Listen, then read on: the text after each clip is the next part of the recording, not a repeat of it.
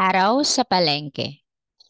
Kwento ni May Tobias Papa, guhit ni Isabel Rojas. Ngayong araw na ito, maaga akong gumising.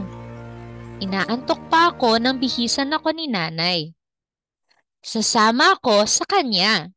Araw ng palengke ngayon.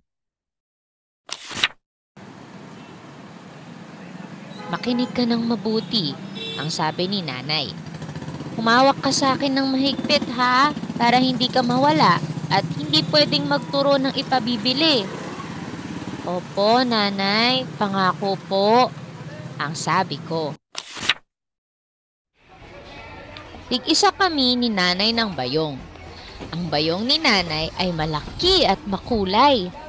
Ang bayong ko naman ay maliit at kulay dilaw.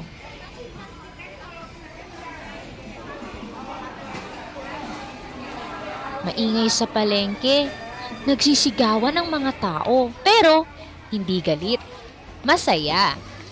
Parang ang lahat ay magkakakilala. Suki! Suki!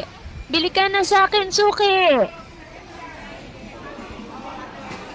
Hindi ko gusto ang amoy ng palengke. Amoy karne, manok at isda. Ngunit bakit tila tuwang-tuwa naman si nanay sa kaaamoy sa mga iyon? Mainit sa palengke at saka maputik. Kaya pala gusto ni nanay na maaga kami. Masikip ang palengke kapag magtatanghali. Mababait ang mga tindera sa palengke. Pinatikim kami ni nanay ng kanilang sari-saring tinda. Pakwan, lansones, bibingka.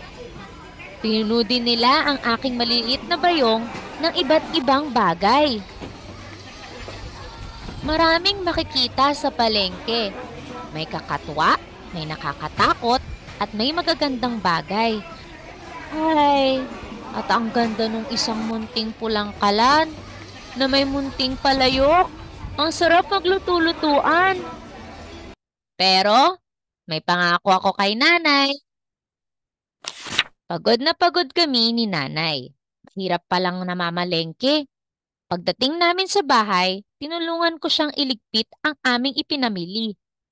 Teka, ano yung nakita kong nakabalot sa dyaryo? Parang pamilyar ang hugis.